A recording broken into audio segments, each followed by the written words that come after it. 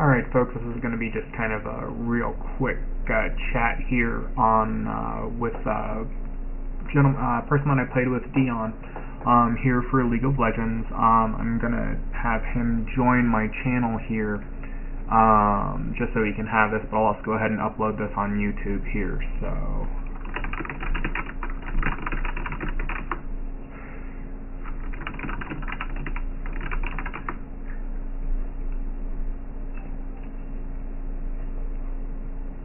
okay, excellent. Alright, pretty much, let me go ahead and give kind of a brief breakdown. I'll also go ahead and upload this on my YouTube channel as well. Really quick, guys, let me go over the team breakdown. The team breakdown was Cho'Gath, who, as we can go ahead and see, he went a little tanky but more AP. Zen went more tanky than he did really just kind of attack power. And then you have Cho'Gath, Zen, you have Graves, LeBlanc, and Soraka. Soraka is a royal pain in the ass to deal with regardless. She has a massive amount of heals, she also has her AoE heal, and she also had the regular summoner heal. So she has 3 heals that she can cast rapidly right in a row to basically keep her alive. The Soraka we faced, when going up against a Vayne player, especially a Vayne player that's basically really building attack speed, because all I had was, I got my 2 Bloodthirsters. An attack speed Vayne is going to rip through any team regardless, because whatever damage that she normally does, for instance, with my base critical is 25%, with the Phantom Dancers it makes it 100% crit. So I'm shooting them for anywhere from 450 all the way up to 750 depending on their armor. So you figure, let's just take 500. So in 3 hits I deal 500 damage, plus 60, plus 8% of, or 1500 damage, plus 8% of their health.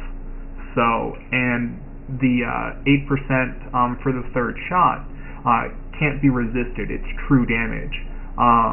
Cho'Gath can be a royal pain, especially if he gets really, really big. Dion, I don't know if you've run into that at all, to where you have just a Cho'Gath that has 6 stacks. You can't kill him because he has so many hit points. The great thing about Vayne is it doesn't take very much in order to take Cho'Gath down. A very deadly Vayne build would be to throw in a Madrid's Razor, because Madrid's, I believe, does 2% magic damage of their maximum health as magic damage in addition. So, in essence, literally 20 shots, and a maximum of 20 shots, and they're going to fall. It does 4%, sorry, so 20 shots. And they're going to fall regardless. Yeah, 4%.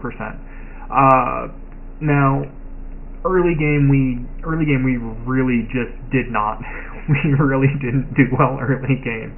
I was having problems with the fiddle, and just a fiddlestick support's absolutely insane. It ended up working out, but fiddle is a lot better off being a mid or a jungle. Now, I was really surprised that Cho'Gath didn't take top, that he took the jungle. I would really rather have seen Zen take the jungle, but let me go ahead and go over your build. Your build has Fiora. You have a Phantom Dancer, you have the Infinity Edge, Vampiric Scepter, Berserker Boots, Guardian Angel, and a BF Sword. The Guardian Angel I really wouldn't worry so much about, especially not as Fiora. You really shouldn't be the first one in. It should be Lee Sin. I would probably trade out the Guardian Angel for something a little bit more attack speedy.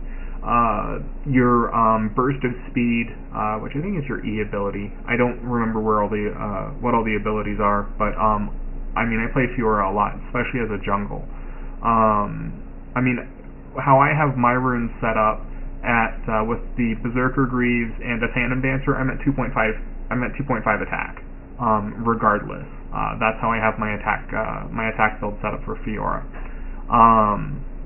The Vampiric Scepter going into a Bloodthirster gives you a lot more versatility early on in the game, lets you stay in a lane a lot longer with Fiora's passive, especially if you're just popping in for a few hits, coming out, you're getting the Bloodthirster, and then you're also getting the her passive ability. It lets you stay in the lane a lot longer, especially since you're going up against Zen. Now, one of the really, really great things about our team composition is that We had we had a stun, which was Brand. All he has to do is get 2 hits.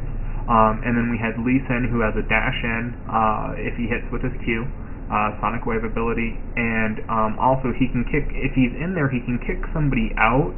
If, say for instance, I'm out in the back and I'm waiting for, to kind of engage in battle, if he kicks somebody out, I'll just go after him. Multiple times in the game you saw me get a triple kill, and it's because, again, with Vayne's speed without the other team having the Frozen Heart, it just absolutely demolishes people.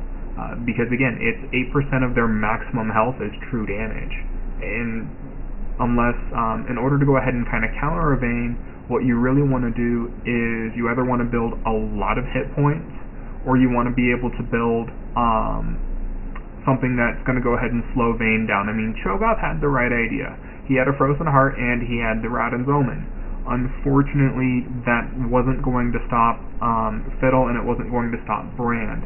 They had very little magic resist, which is where Brand really came in handy. What you want to do as a growing player, occasionally look at their tanks. For instance, let's go ahead and take a look at Cho'Gath. I mean, this right here, you have 75, you have 99. I mean, that right there is going to reduce your attacks down to bare minimum of 50%. And that's without any base armor pen. Right here, if Cho'Gath was their main tank, and let's say you didn't have a Vayne, let's say you had a Caitlyn or an Ashe or somebody else like that, that couldn't just start chewing through hit points. What you would really want to do is you'd really want to try, instead of building the Guardian Angel, you'd want to try and get this Last Whisper, which gives you the 40% armor penetration. And that's absolutely huge.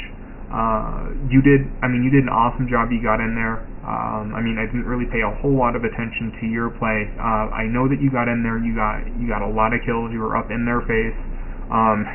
You took a few of Graves' ultimates to the face. Quite a few of us did, though, but that was funny that his ultimate didn't actually do that much damage. But if you take a look at Graves' build mainly for armor penetration, because he has the Black Cleaver and he also has the Last Whisper. Now, during a game, you may want to go ahead and get a sense of feeling. Who's dishing out the most damage? Is LeBlanc and Cho'Gath really the threat for AP? Or is it Zen and Graves that are able to get in there and just dish out a ton of 80 damage? What I determined is my biggest threat was going to be Zen and Graves. Cho'Gath isn't going to give me much of a problem. He can't do a lot of damage to me up front. He can use his ultimate on me, and he can maybe knock me up in the air. And his silence I could seriously care less about, because Vayne's not really... She relies on her abilities, but not really. She's a very easy character to play. All you have to do is make sure that you get 3 shots, and boom, they lose 8% of their health plus 60 damage. Which is one of the reasons why armor is not necessarily the best way to go against Vayne. Frozen Heart was definitely a good choice. And a Frozen Heart shuts you down, shuts me down, and it also shuts Lee down, so we can't rely on our speed. We have to rely on our abilities and our special hits. Because as you can see, I mean, the Frozen Heart reduces our attack speed by 20%, and it's also got a crap ton of armor. It's absolutely ridiculous. Zen built a Frozen Heart as well. And I mean, as you can see, Zen and Graves, they both built the Bloodthirster. The Bloodthirster is pretty much going to be the first thing that you want to build. You said that you really wanted to know about counters. In the Champion Select, they picked, I believe it was Cho first. I don't remember who their Cho was in one of their first picks, and as soon as I saw Cho, I immediately have to go Vayne, because later on there's very few people that can handle a pure tank build Cho, who builds 2 Warmogs and builds a Frozen Heart and Thornmail, or builds a Frozen Heart and a Force of Nature. That Cho's going to be incredibly difficult to bring down. And in order to really bring them down, you're going to need people with true damage like Ahri and Vayne. Now, for LeBlanc, we have LeBlanc kind of on lockdown. As what you have to do, there's really no counter to LeBlanc. because she can dash in very, very quickly, hit her Q, then hit her R, and pretty much almost three-shot you. It's almost impossible to go ahead and try and avoid. What you have to do is you have to try and lure her in, so she may be able to get off a Q ability, and you have to kind of bring her mana down. Or if you have a fear like Fiddle does, if she jumps in and hits you with something, he can just fear and just start life stealing. That was one thing that one thing that the other team had for him, and even for magic resistance, LeBlanc had the 40% passive magic pen, which I recommend in any game that you guys are playing. If you see the other team stacking heavily against your character, that you're a threat, get the penetration item. It's going to be the Void Staff, or it's going to be the Lost Whisper. If you're Darius, you really don't need it because Darius has a 25% passive armor pen. Now let's go ahead and let's take a look at Soraka. Soraka has just a ton of... She had just a ton of items. She stacked hit points. She even put Thornmail on herself, and she had the Hourglass. I mean, that right there gives her... that right there gave her 150 armor, and that's going to make my life incredibly difficult. I typically don't build Soraka with Thornmail, but I understand she needed the survivability. I typically go with the speed boots that if you're not in combat you can get up to 5 speed, and then because I'll have the cooldown from the Revelry. Now, they're both 15% as you can see. And then the Aegeus of the Legion helped her out too, but as you saw, even Soraka, all I did was 3 hits on her and she lost half of her hit points. I did 3 hits on Cho'Gath, he lost half of his hit points. I did 3 hits on Zen, he lost 75% of his hit points. Vayne's a very vicious character to go against. And what they did is they dogpiled me, which is what they have to do. They have to run through all of the allies. They would have to run through you, Fiddle, Lee, and also Brand in order to get to me. And as you saw, when they did that, they took a massive amount of damage. Granted, did I die? Yeah, I died 8 times, but by the time I was dead, we were able to go ahead and score an ace and go for the win. One thing, for Soraka, you typically don't always want to focus on her. She has a lot of heavy cooldowns. Her ultimate heal, I believe I have that at rank 3 down to, with the way that I build, down to like a 45-second cooldown, which is really hard since they just nerfed it. And then her other heal is on like a 12-second cooldown. You can kill a lot of people in 12 seconds. With Fiora, you can close the gap very, very quickly to people. You can close the gap to LeBlanc even if she dashes. You can close the gap on Zen and Graves. Fiora is a wonderful champion. She can get in there, she can mix it up, and she can dish out a ton of damage. I don't know if you know this about Fiora or not, but for like Gangplank, his parlay ability, his Q, where he just shoots you for an just absolute ass ton of damage, you can actually parry that back at him. And I've actually seen Gangplank kill himself on that. It was relatively amusing.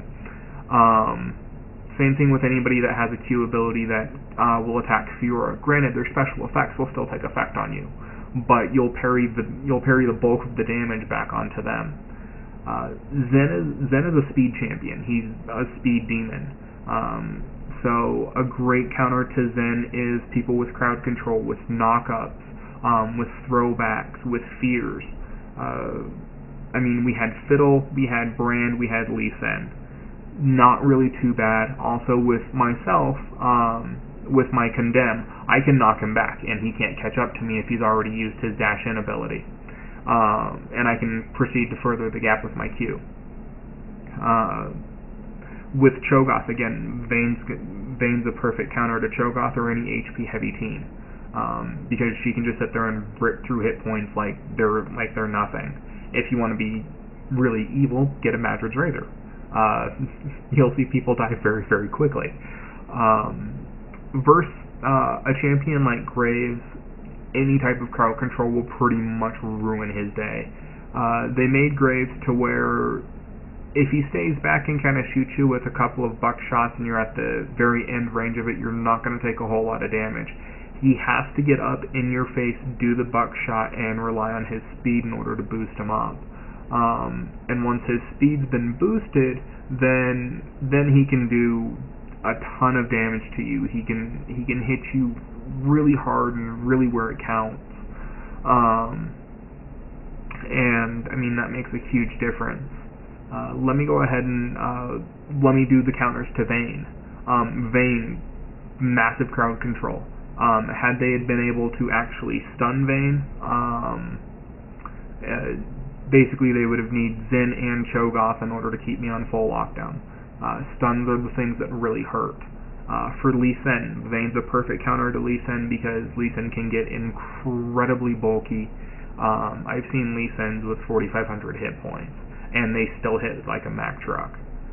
For Fiddlesticks, anything that can slow his movement or get him away from your party, his ultimate's absolutely devastating. Especially if he does his ultimate and he actually has the Zonahonya's Hourglass.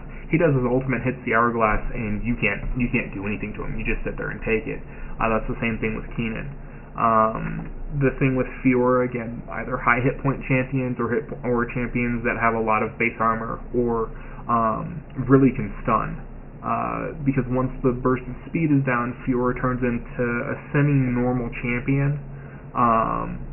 Except with the fact that she can repause on you. Reposit's a wonderful ability, which, I mean, it'll save you a hit or two. It does give you an additional boost to damage, but really her main I kill you move is going to be the burst of speed with her ultimate. Her ultimate can actually be countered if you're going up against a Fiora. Group up. Literally group up, because her ultimate, she'll try and hit everybody in range and not just stay on one person. Her ultimate's really meant for just a single target.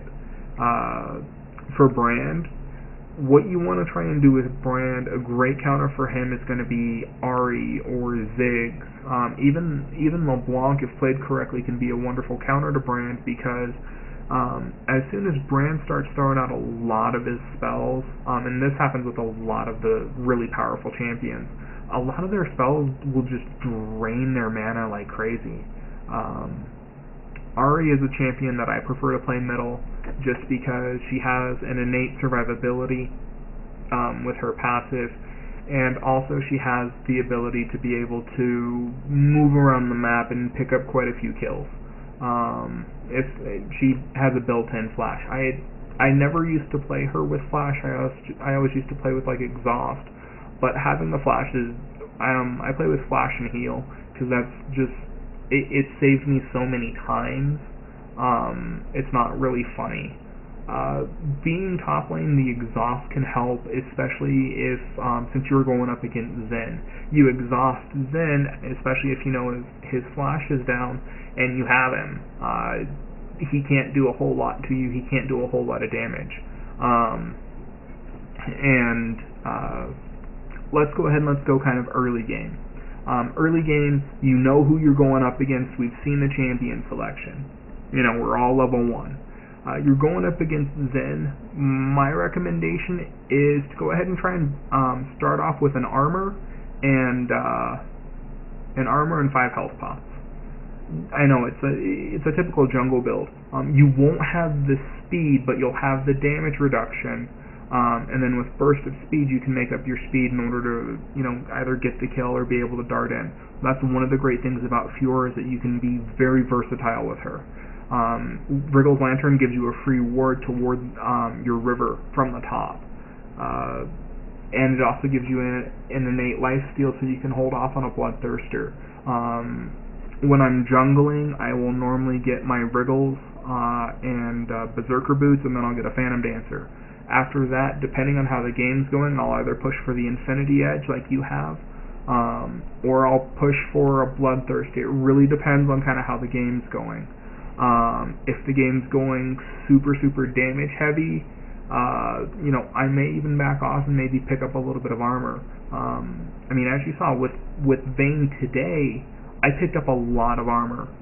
You know, normally I don't build this on Vayne, but I know that I'm a wonderful target for everybody to go ahead and dash in and kill. Now, really quick, let me go ahead and point something else out to you as well.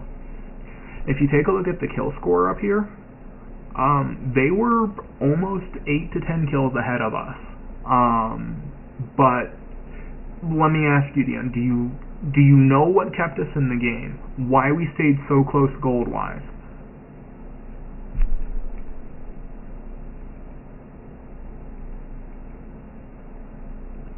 Okay. The reason why we were able to stay so close gold-wise is because we picked up 2 barons, you sacrificed yourself. Now, mind you, when you died, you gave them 300 gold. You gave one player 300 gold, and you gave the other players whatever, 300 divided by however many were there, for the assist. Okay, but by you killing Baron, our whole team got 300 each. We picked up 2 barons, I think. Also, we picked up, I believe we picked up every dragon that popped, which is about 5 dragons. So, basically right there, kills per person, let's see, the barons are 1 kill each, so that's 5, so that would put us up to, since we got 2 of them, that put us up to 57 kills, so dragons are 190 each, and let's say we got 4, okay, so that's another 20 kills. Right there, that puts us up to 87 kills to their 50. That's the reason why we stayed in the game. And if you take a look at our gold, both Fiddle and yourself, you guys still beat Cho'Gath. You beat Cho and you beat Graves. I mean, you guys are really close to Zen, and you guys are really close to LeBlanc too, just gold-wise. I mean, if you also take a look at it, take a look at LeBlanc. She had 15 kills. 15 kills to your 8. Let's go ahead and let's compare gold stats here real quick. You had 8 kills, 14 deaths, and 10 assists. Okay, not a problem. LeBlanc had 15 kills, 6 deaths, 8 assists. Okay, so you had 2 more assists than she did. But on the flip side, she also has, let's say, 40 more creep score kills than you do. Now, 40 more creeps will give her an additional kill over you. So right now we're gonna say that she's 8 kills up on you. No, we'll say she's 7 because 2 assists basically equal a kill. So we'll say that she's 7 kills up on you. Now remember, you have 4 additional kills. 2 from Baron, and then a total of 2 that add up from the dragons that we killed. So that puts you at 12 to 15. Now, or 12, that will put you at 12 to 16. Now there's only a 4 kill difference there. And you can see right there, you guys are only separated by 800 gold. Just because you have a high kill count doesn't mean that the other players, if they've gotten Baron and 1 kill equals about 300 gold. So I'm going to go ahead and go with an average. So we're going to do 8 times 300, 24, and then, so we're going to have 2,400. Alright. And then let's do 10 times, let's just do 10 times 150, which is 1,500. Okay. So right there let's just say that that's going to be 3,900 in gold. Alright. Now let's go ahead and let's tally up LeBlanc. 15 times 300, assuming she got max, so 4,500. And then we'll go ahead and do 8 times 150, assuming she got max, which is another 1,200. Now this isn't counting any of the minions' score. So right now you have 39 to her you have 3,900 gold. And this is just for kills to her 5,700. That's a pretty big difference, right? 57 minus 39, that's 1,800 gold difference. Now, you picked up 2 barons. That's 600 gold right there. Now you're only at a 1,200 gold difference. You picked up 4 dragons. Hold on. Minus 190, minus 190, minus 190. That right there puts you at a difference of 440. You take her minion scores into account, and there's your 800 gold difference. Now, does LeBlanc Now, LeBlanc's score looks way more intimidating than yours, doesn't it? Now, but you see the difference because our team picked up Baron, and we kept picking up every single dragon that popped, regardless. We even forewent a turret in order to pick up the dragon, because the dragon respawns. Turrets are you have a set number of turrets. You don't have a set number of dragons. The longer the game drags on, the more dragons that a team can pick up. Now, basically, 190 times 5 is 950 gold dispersed through the team. And it's 1,500 gold for Baron. That right there will make up the difference in kills exponentially. If you just take those into account, we have 87 kills to their 50. That right there that's why we have so much more gold than they do. Because let's go ahead and let's take a look at the creep count. 73 plus 209 plus 83 plus 116 plus 133. So we killed a total of 814 creeps as a team that we got gold off of.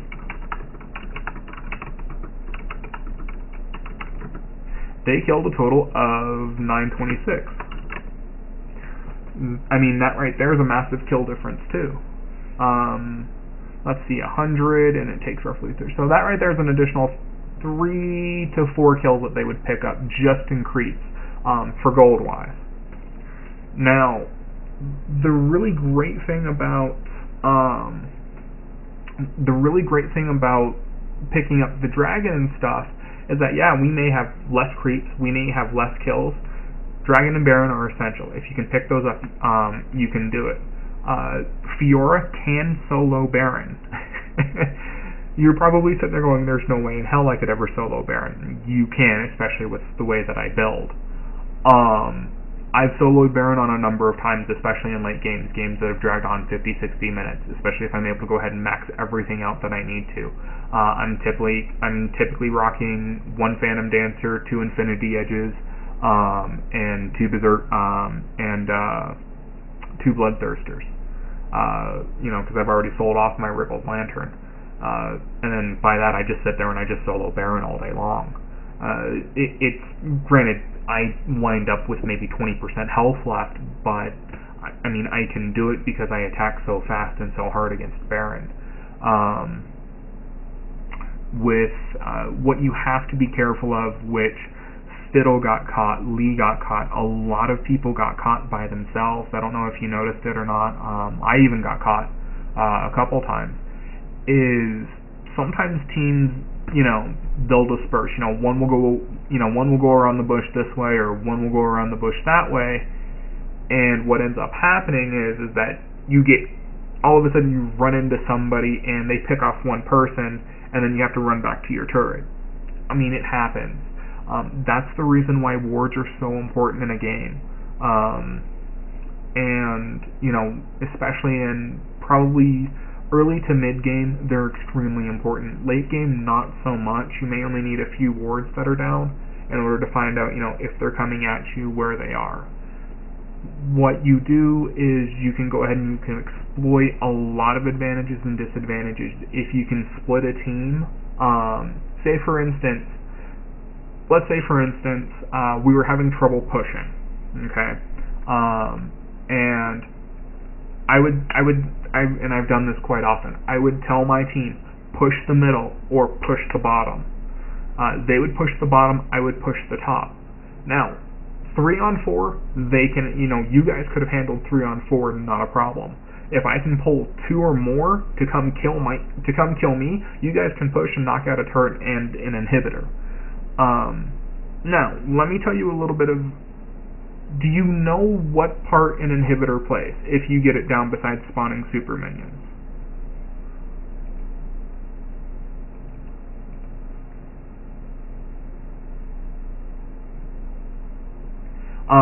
When you kill an inhibitor, do you know the additional benefits that you gain besides super minions?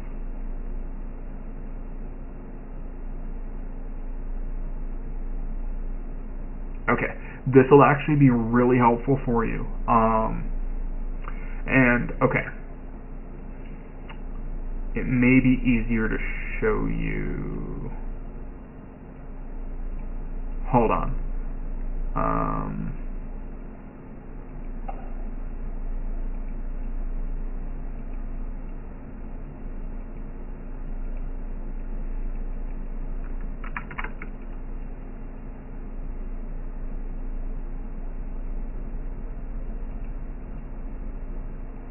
Go ahead and accept that game invite.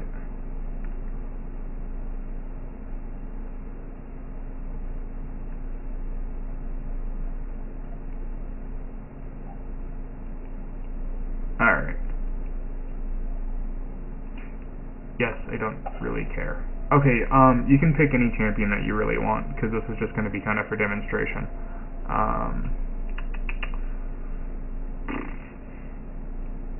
Blah.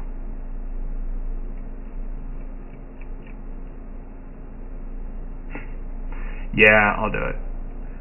They will regret a Mundo.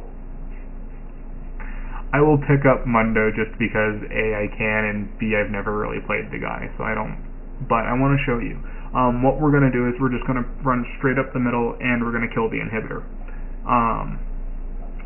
What a downed inhibitor can do for you is a downed inhibitor will give you the ability to let the minions push. To where if it's a 5-on-5 battle and you're going back and forth on both sides, what's going to wind up happening is that your minions are stronger, your base minions are just a touch stronger, and they can continue to push forward. As those minions continue to push forward, they will overpower the other team's minions, and eventually they'll get to the turret and knock the turret down. And having a visual aid actually really helps, so this is kind of the reason why I wanted to go ahead and do this really fast, and then you can just kind of sit back and watch the minions.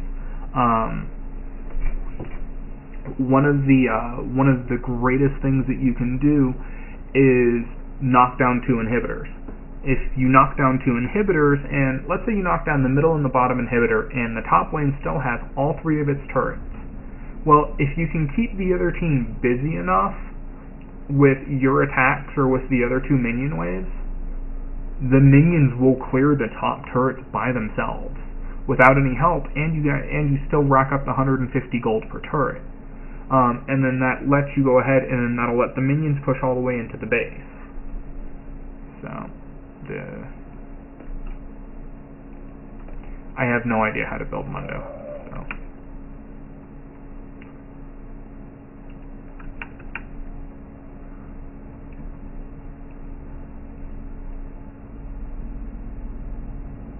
I figured let's just go with hit points and we're just going to kill minions anyways.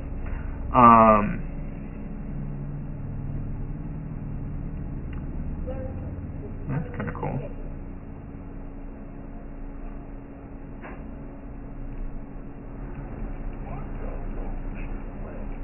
So, but, you know, now you'll see that the minions are going to be pretty evenly matched just on both sides. And as soon as we go ahead and we drop down this turret down here, or drop down the inhibitor, just watch how hard the minions push, because the minions will actually push and make a huge difference.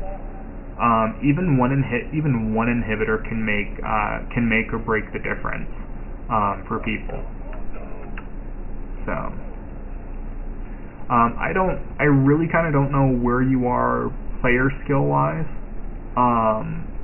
but I would say avoid champions that involve skill shots, because you have to line those shots up in order to go ahead and hit. I mean, Fiora is an awesome champion, Kale's an awesome champion. A lot of the champions that are out there are pretty awesome. I like Ahri, but a lot of Ahri's stuff is going to be skill shot. Her main ability, her little orb is actually based solely off of a skill shot, and if you miss, it makes it incredibly hard. I mean, it just makes it incredibly hard because, you know, you're sitting there wasting mana and you have really no idea, you know, what you're kind of doing.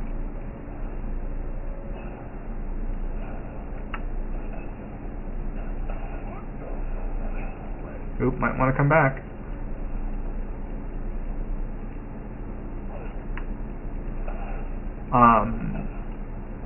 Ari's probably my favorite champion, not for many different reasons, but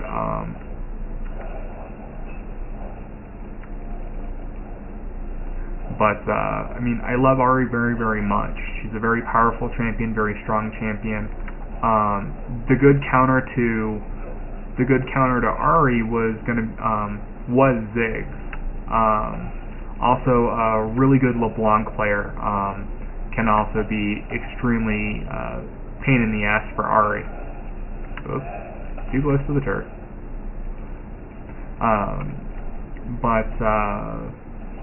I probably think the champion that I really have the biggest problem with middle-wise is Keenan. Just because his ultimate's just absolutely devastating. And his ultimate sucks.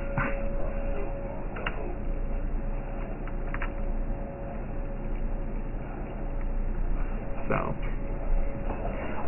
Keenan's a ninja just like Akali is. Akali's actually a very powerful champion in herself, just because of her abilities and her mobility. And the thing about facing a Keenan in the middle is that Keenan isn't bound by your typical restraint of mana. All he has is energy. He can sit there and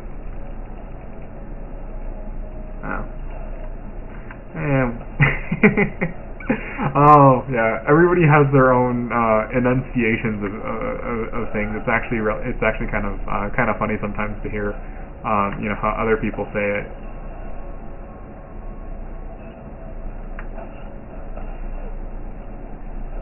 Yeah, we don't want to go in there just yet.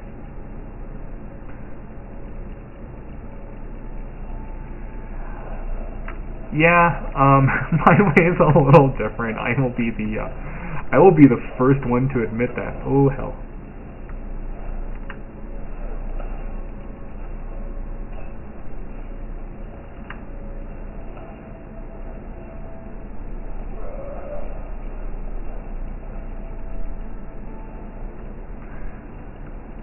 I'm also slightly dyslexic too, so that also creates a problem.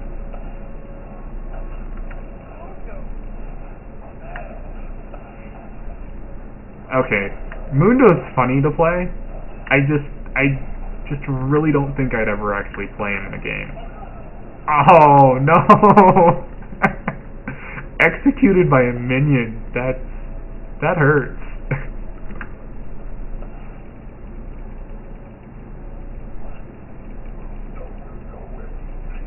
Oh, it's okay. Trust me. I think the worst thing that can happen is when you're sitting there and you're not paying attention and you think that you're safe, and then all of a sudden it's just a single minion that pops out and goes, "Hi, how are you?" And it just kills you, and you're going, "Wait, how the hell did this minion kill me?"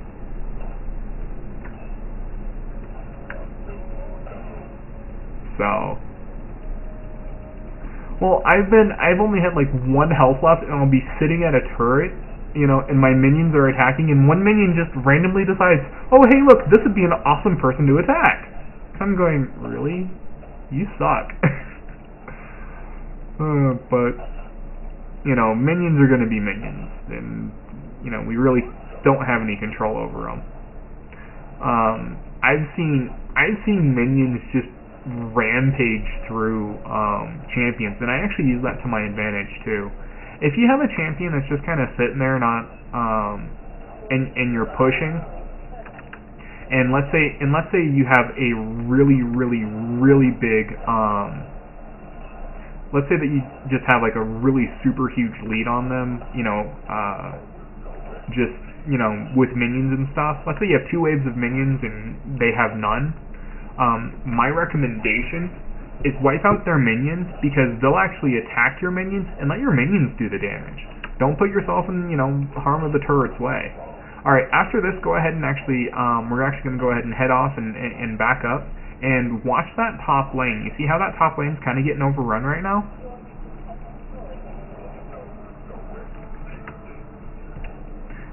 The minions will actually win us the game here relatively shortly, but... Okay, the top lane is not the best idea. But... Okay, right now, really quick. Go ahead and click on the blue minions. You see how the, You see how the casters in the back have 310 health? Then click on our casters that just spawned, that are just getting to that top turret. You see that how they have 370 health? They also do more damage. Their casters only do 29. Our casters are doing 47. So, I mean, these casters are going to be able to go ahead and they're going to be able to push. Now, that's the importance of bringing down an inhibitor. Now, if you bring down a second inhibitor, it's going to make the minions that don't have an inhibitor down even stronger. Now here's going to be something that's really, really unique, especially with an inhibitor down. Normally, a turret will actually wipe out a really strong minion wave, regardless. And then the blue minions will be able to push. And the blue minions will typically push back to the turret and they'll overrun that turret and then it goes back to a reset. But as you can see, this minion wave, since we now are spawning super minions, they've actually annihilated the blue minion wave and they're still pounding on this turret. Now the turret's going to be able to go ahead and clean these guys up relatively easily. But I mean, as you can see, this minion wave that's coming down, the enemy's minion wave has no chance because they're only dealing 29 a hit to our 47. Our big guy was dealing 71 a hit. Is going to be dealing 71 a hit, and the minions will eventually just wind up overrunning the turret.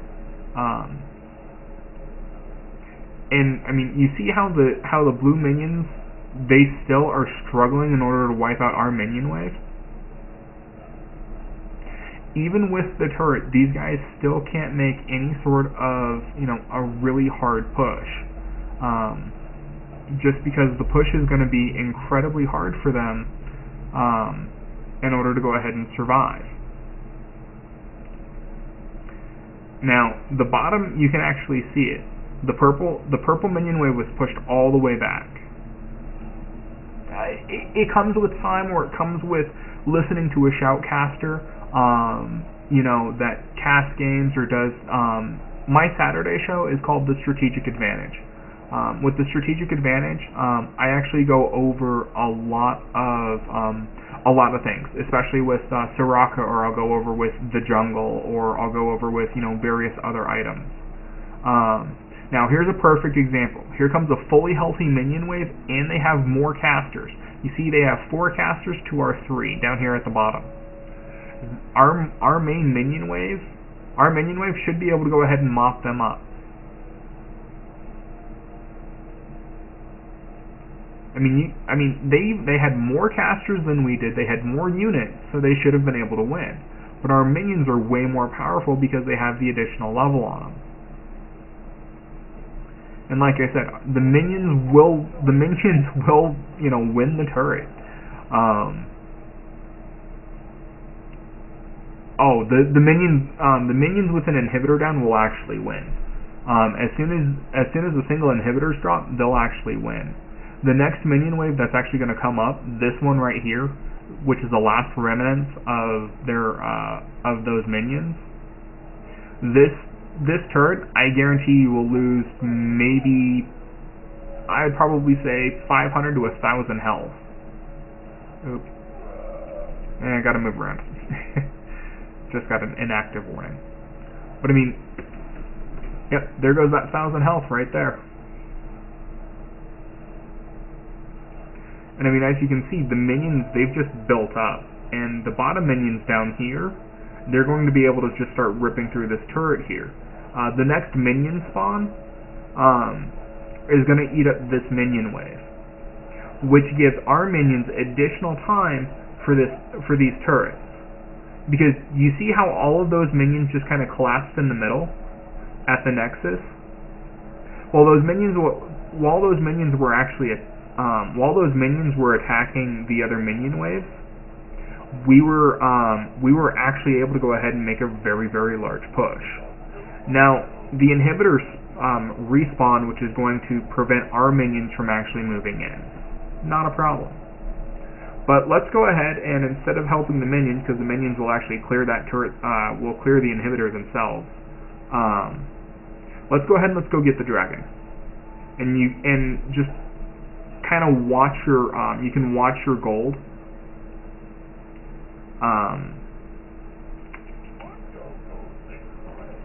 Oh, and the dragon also gives experience too.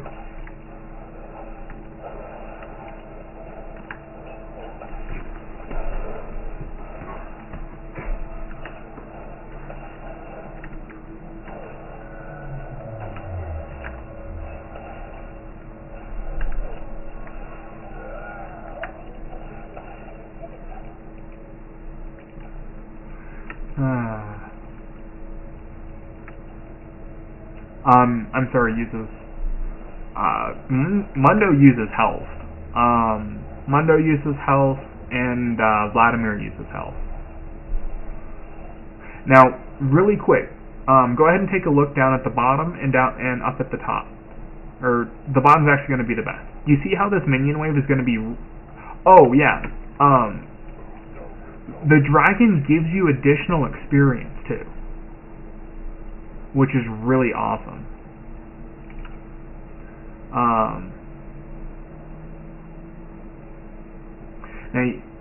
Now right here, right here with the bottom, with these stronger minions that are spawning, they're going to be able to move in, take down that turret, and the other minions should be able to go ahead and finish off that turret that's right there. But do you kind of see how having just one inhibitor down, if you can keep the enemy team busy? Our minions have killed the top turret, have killed the bottom turret. They've done a significant amount of damage to both of the two middle turrets, to where like a team or just a few people could go ahead and come in here, and they could just snipe the turret. That wouldn't be a problem at all. Here, come with me here, and we're going to go ahead and attempt.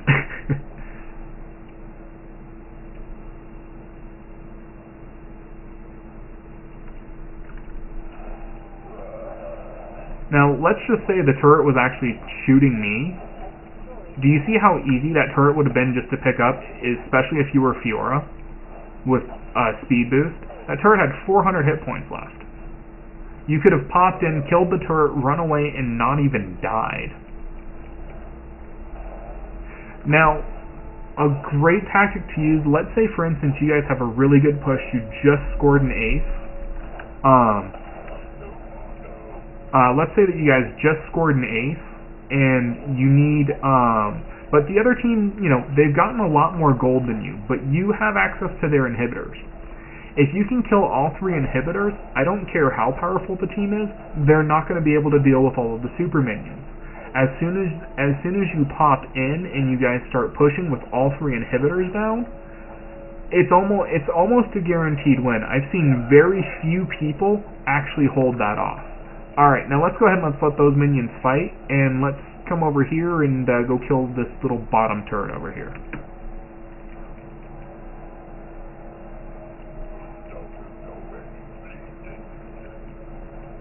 Alright, let those minions go, let the minions fight and kind of clear our minion wave. Oop, don't engage the turret yet, because I want to prove a small point. Okay, now we're going to go ahead and engage the turret. See, with two people, with the minions' help, we were able to just clear that out without really a problem.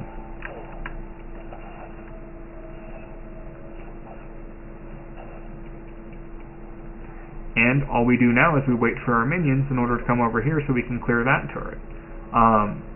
When you're fighting at a turret without minion support, you do half damage. Doesn't matter. You basically do half of what your normal damage is. So that's kind of the failsafe that Riot has actually built in.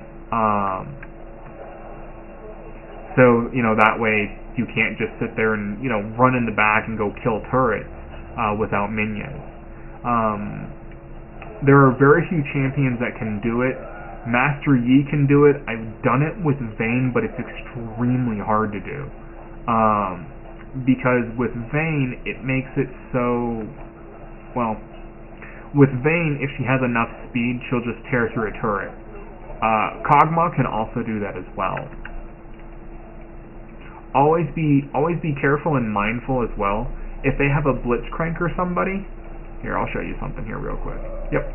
If you come right there, as you both die.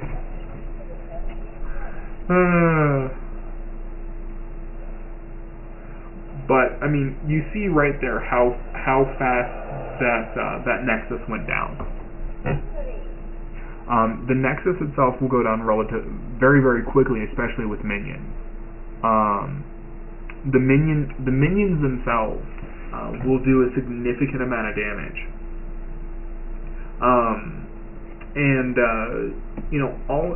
Always be mindful. I mean, if you have people that are running around and really just being stupid,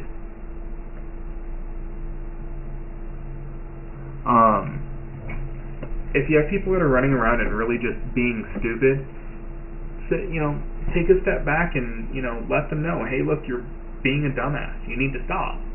And most people will listen to that. Most people will listen to the fact that they are being stupid.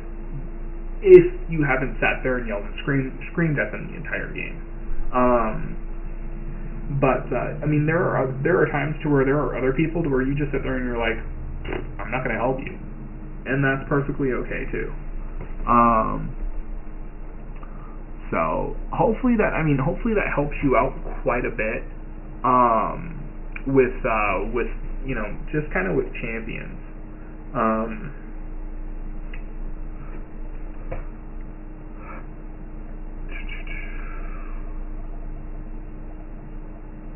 Yeah, as you can see, if you take a look, I've played 139 games as Ahri, and I have a 63% win percentage. Unfortunately, what happens a lot is I will get just teams that won't be the best. Really quick, I'll kind of give you a brief rundown on how to counter almost any hero that you come up against. The only one that I can't really say right now for is Jace, just because I haven't faced a lot of him. And the way we shut him down was just tons of stuns. Ahri, just make sure that she's locked down. Basically prevent her mobility. If you can, if you are in the position, pick up Caitlyn or Caitlyn for the long range, or Blitzcrank for the grab, or Volibear for a grab, or Singed. You can do Darius, but Darius not so much, because he doesn't have really any speed boost unless you equip him with Ghost. With Akali, if you do if you just buy an Oracle's Elixir, you'll shut her down. Because she likes to hide in her Shroud of Shadows, you'll shut her down. That with a little bit of magic resist, you'll shut her down. Again, stun, any type of crowd control works for anybody. With Alistar, Vayne, perfect counter. She can dish out a ton of damage, and then she can also make sure that Alistar is controlled, and if he starts coming up, she can shoot him away, so he can't get his double combo. With Mumu, anything that, if you can, I highly recommend getting Madrid's Razor against him, because he builds very, very tanky, and he just has a ton of hit points. Just make sure that you stay out of range of his bandage toss and also his ultimate. If you're caught in his ultimate, remember you can still attack. You just can't move. With Aneva, try and burst her down to where she feels confident in using her egg, and then just burn her egg. You have to be very careful. She has an ultimate that's on a very, very quick cooldown that gives her an AoE, and it allows her to spike you. It's kind of a two-hit combo like LeBlanc has, but it's still extremely deadly and extremely dangerous. With Annie, just make sure you're out of range of Tibbers. That's really all there is to it. Any AD carry can basically bash Annie's head in if she doesn't get a stun off. It's not hard, just force her to use it. With Ashe, Fiora's a wonderful counter to almost any AD ranged. The only AD range that is not going to fall prey to Fiora very quickly is probably going to be, I would probably say Draven. Draven and Teemo. Tristana too, just because she has a severe knockback, but typically with Fiora you can actually still get right back up in their face. Teemo is just a pain just because most people build him for AP, and his blind basically makes you worthless, which really sucks. Let's see. Blitz, avoid his grab, Vayne's a wonderful counter. Vayne's a wonderful counter to really anything tanky. Darius, just make sure you have stuns. Riven's a wonderful counter to that.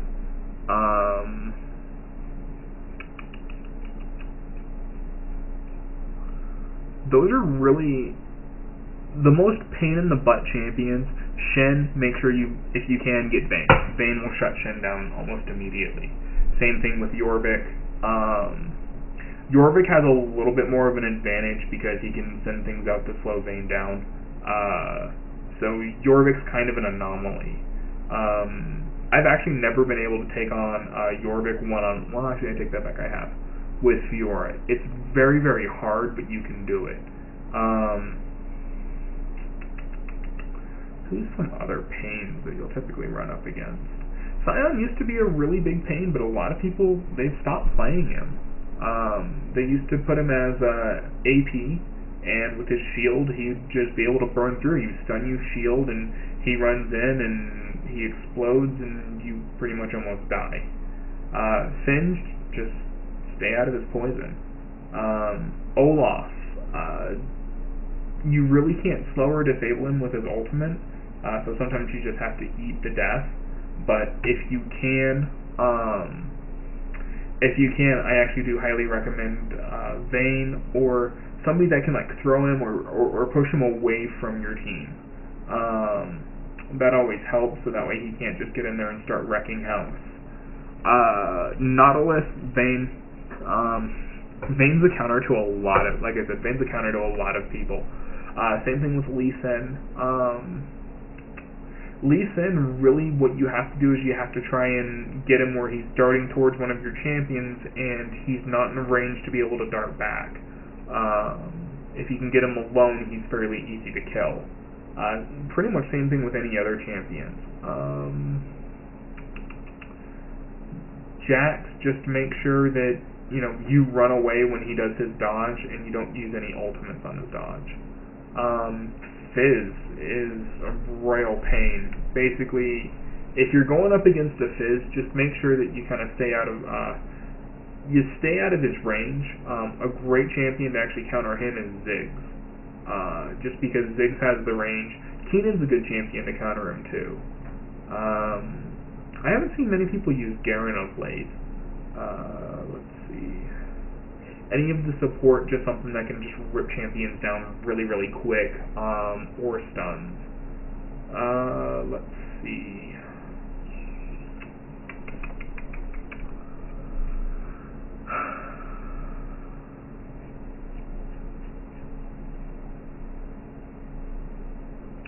Other than that, there's not really a whole lot of champions that I can really kind of go over with just hard counters. Varus is a good champion if you don't have Vayne and if you have Varus, but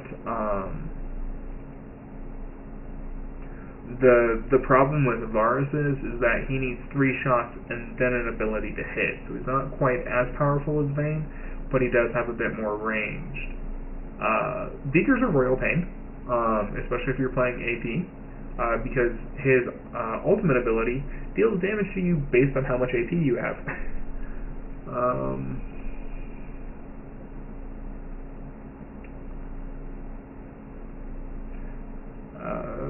Swain, really attack speed and lifesteal will counter him, or silence.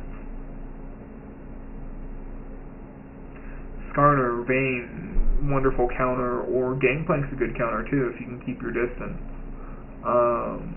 Tyrann's a wonderful counter to a lot of people, but I haven't seen many people play Tyrann of late, just because he's not really a champion choice anymore.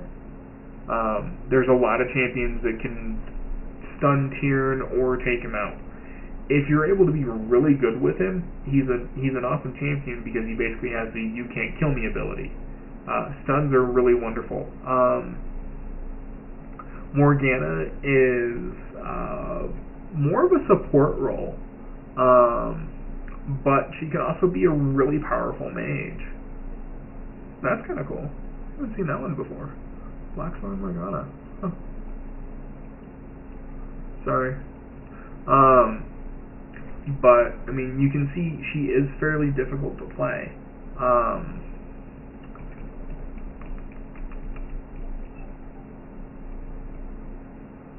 She's got a lot of skill shots. Of course, Ahri is extremely difficult, because her Orb of Deception and also her Charm are both skill shots.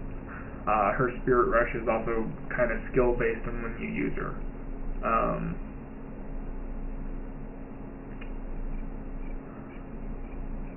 And pretty much almost any game can get out of control if the other team gets fed. You know, one champion that is really awesome, that's actually really, really, really powerful, is Talon. Talon's a wonderful champion. He's not as difficult to play, and not a lot of people play him, now that I come to think about it. Just because he's extremely squishy, he is an assassin, and against extremely tanky teams he's pretty much useless.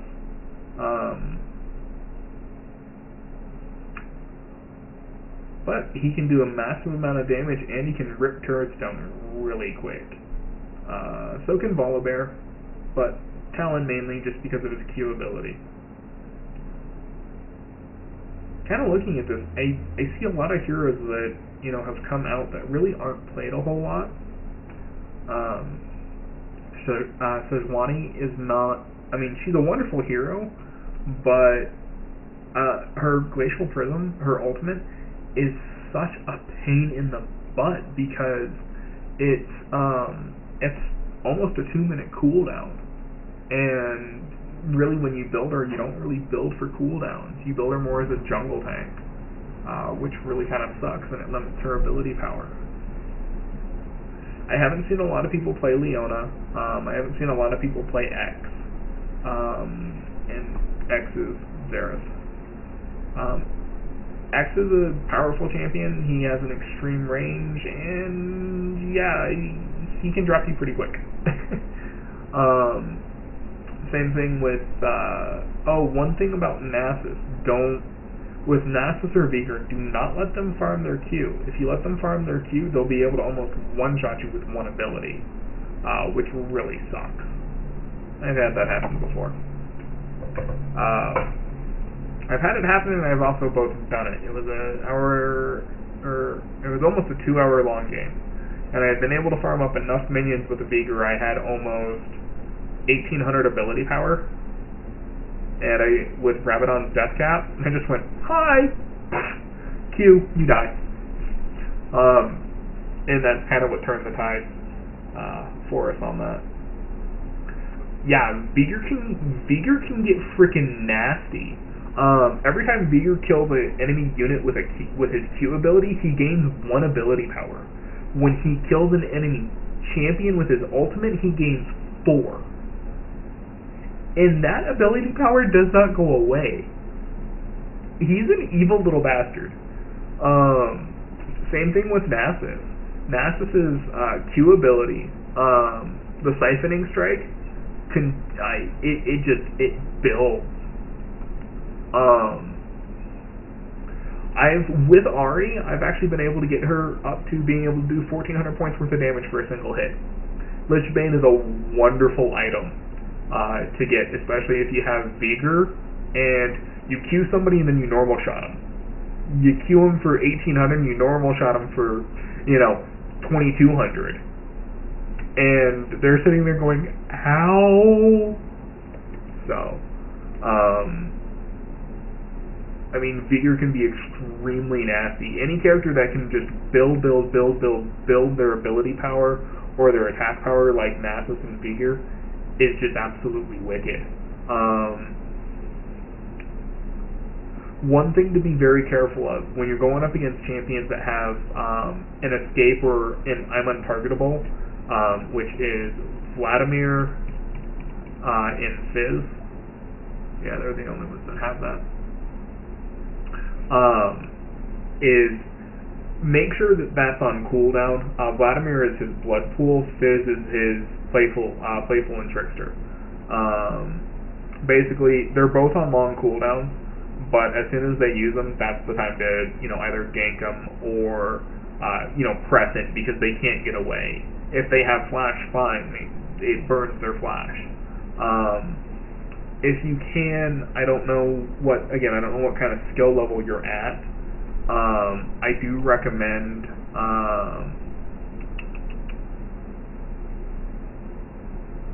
they're using my FN community channel. Let's see, profile. I do highly recommend learning the timing of abilities. You have a lot of wins. You have a lot of wins in ranked. That's odd. Yeah, not really. It is kind of odd because you only have 5 games played as Trist and 5 games played as Jax and 4 games played as Fiora.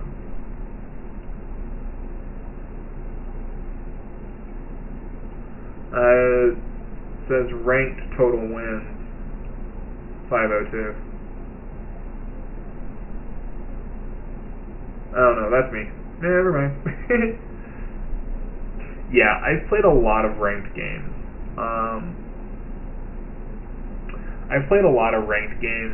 And what you have to be mindful of is you're not always going to have people that are going to be kosher. They're not always going to be cool. They're going to throw hissy fits and cost you the game. I used to be up at a 1200 ELO, so it's okay. I'm not going to sit here and cry about it. You can see my top rating was a 1277, and it tanked. I ended up drawing a 24-game losing streak, and part of it was people just left. They AFK'd. You had somebody that was a troll or something else like that. Make the best of it. I've won 4-on-5s. It's extremely hard, but you can still do it. So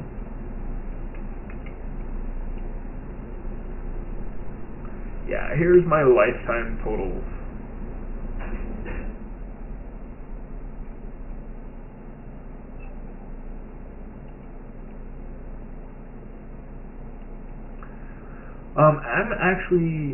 I'm actually going to head out. It is actually 1 o'clock in the morning for me, so I wanted to go ahead and do this for you. If you find somebody to duel with them.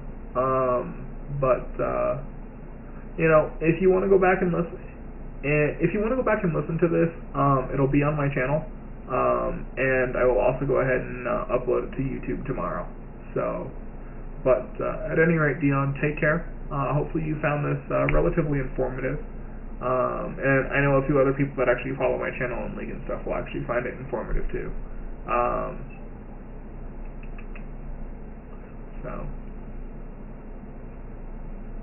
Alright, Dion, take care. Have a good night.